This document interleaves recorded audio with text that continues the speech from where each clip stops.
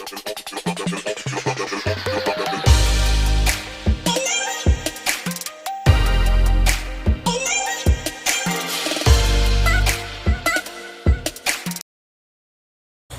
Student, स्वागत है आपका मेरे यूट्यूब चैनल बेसिक क्लास में। आज हम 8वीं का सेतु अभ्यासक्रम सन 2022-23 इसका जो है विज्ञान का कृति पत्रिका 1 से लेकर 4 का 24 तक टेस्ट नंबर 1 पहला टेस्ट इसको सॉल्व करने वाले जा रहे हैं, जो कि 20 अंक का है। इसे 1 घंटे में सॉल्व करना है। इसका पूरा आंसर सहित जो है मैंने इसको हिंदी मीडियम वाले बच्चों को खासकर ट्रांसलेट करके हिंदी में प्रश्न भी जो है अनुवाद किया है, ट्रांसलेट किया है, और इसका आंसर भी लिख कर मैं लाया हूँ। तो वीडियो को लास्ट तक ज़रूर देखिए, और अगर आप नए हैं तो चैनल को लाइक कीजिए, शेयर कीजिए, सब्सक्राइब कीजिए। चलिए स्टार्ट करते हैं वीडियो को। पहला प्रश्न दिया हुआ है कि निम्नलिखित प्रश्नों के उत्तर लिखिए, जो कि 5 अंक का है, जिसमें पहला दिया है कि मैग्नीशियम के लिए रासायनिक शब्द लिखो। तो मैग्नीशियम Mg से जो है रासायनिक शब्द, इसको प्रतीक है इसका Mg।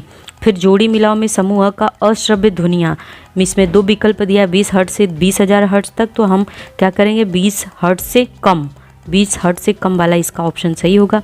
उसके बाद यहाँ इसी में दिया हुआ है समूह में अलग अलग शब्द को पहचानो। जू, किलनी जिसे कुटकी भी बोलते हैं, खटमल और फीताकृमि। तो ये सभी चीज़ें जो है शरीर के बाहर परजीवी होती हैं, और फीताकृमि ये इन सबसे अलग है। तो ये हो जाएगा। इसके बाद चौथा प्रश्न दिया है कि निम्नलिखित तालिका को पूरा कीजिए। यहाँ पर ईंधन के प्रकार में एक जो है आपको पेपर में प्राकृतिक गैस दिया है, बाकी के 2 आंसर हो जाएंगे ठोस ईंधन और द्रव ईंधन। तो ये यहाँ पर ये दोनों आंसर करके लिख लेंगे। इसके बाद हम आएंगे अगले प्रश्न पर। अगला प्रश्न दिया है निम्नलिखित आकृति में पत्ती के शिरा प्रकार को पहचानिए और लिखिए। तो यहाँ पर आपको जो है स्क्रीन पर ये डायग्राम दिख रहा है, इसमें किस प्रकार का ये पत्ती है और शिरा है। तो इसका आंसर होगा अखंड समांतर शिरा विन्यास वाला ये पत्ती है।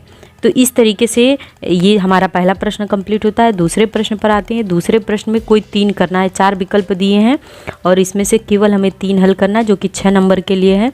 तो यहाँ पे दिया हुआ है कि निम्नलिखित प्रश्नों के उत्तर लिखिए, कोई 3। पहला है कि ऐसा क्यों होता है कि आसमान नीला दिखता है, ऐसा क्यों आसमान नीला दिखता है, ऐसे करके मराठी में प्रश्न था, इसका हिंदी अनुवाद मैंने किया है। तो चलिए देख लीजिए, वीडियो को लास्ट तक देखिएगा।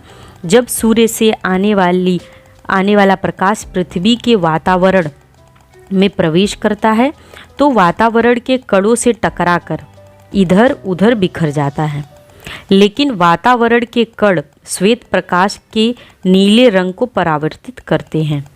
प्रकाश के रंगों में से नीले रंग में फैलने की क्षमता अधिक होती है, इसलिए आसमान का रंग नीला होता है।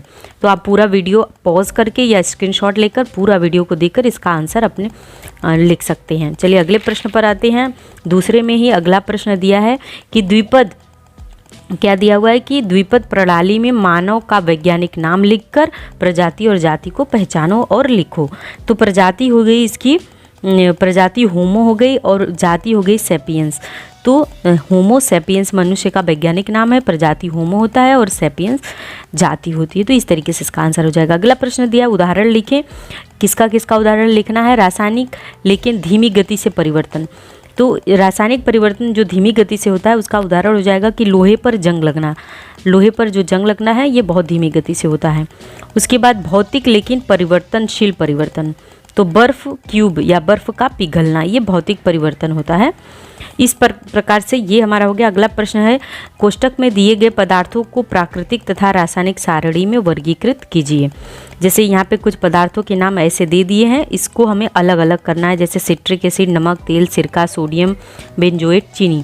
तो प्राकृतिक पदार्थ में आएगा नमक, तेल, चीनी, और रासायनिक पदार्थ में आएगा साइट्रिक एसिड, सिरका और सोडियम बेंजोएट। इस तरीके से ये हो जाएगा।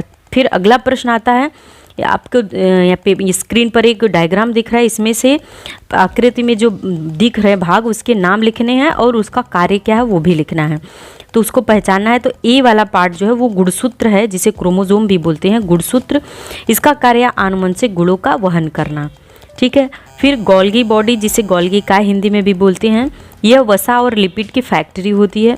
और तीसरा है माइटोकॉन्ड्रिया, यह कोशिका का पावर हाउस होता है, मतलब ऊर्जा देता है। तो इस तरीके से तीनों के नाम और तीनों के कार्य हो जाएंगे। फिर हम तीसरे प्रश्न में भी हमें कोई 3 ही करना है, तो जो कि 9 नंबर के लिए है। लेकिन मैंने सब हल किया है, आपको कोई 3 करना है।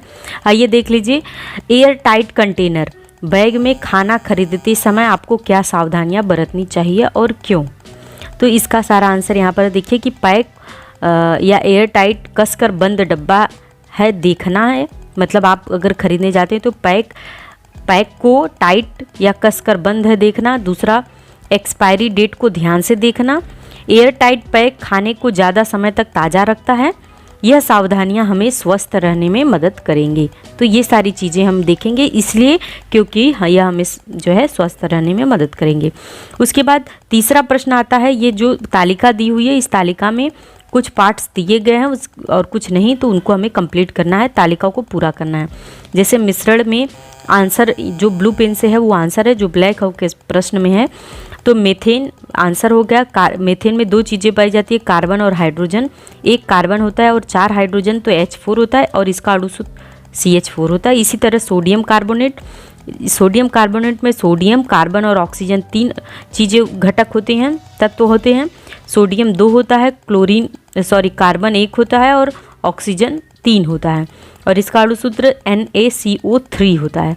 तो इस तरीके से ये कंप्लीट हो जाएगा। आखिरी प्रश्न पर आते हैं। आखिरी प्रश्न दिया है कि एक छात्र ने बेंच पर 36 न्यूटन का बल लगाया और बेंच को 4 मीटर दूर विस्थापित किया, तो उस छात्र ने कितना काम किया? ये हमें कार्य ज्ञात करना है। बल कितना लगाया? बल बराबर 36 न्यूटन। दूरी या विस्थापन कितना है? 4 मीटर। तो हमें पता है सूत्र होता है कार्य बराबर बल गुणे विस्थापन। तो बल हो गया 36 गुणे 4, तो कार्य बराबर कितना हो गया? 144 जूल।